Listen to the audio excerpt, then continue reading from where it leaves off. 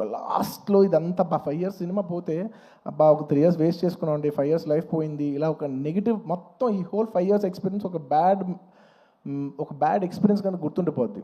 So అంత last day నేను కోరుకున్నాను, అబ్బా వీళ్ళందరికీ పనిచేసిన వాళ్ళందరికీ ప్రతి ఒక్కరికి ఇది ఒక చాలా మంచి పాజిటివ్ ఎక్స్పీరియన్స్ అవ్వాలి. ఈ 5 years of their life should be meaningful అని నేను దేవుడిని అనుకోండి, ఎనర్జీ అనుకోండి, యూనివర్స్ అనుకోండి, ఏమని అనుకోండి నేను కోరుకున్నాను.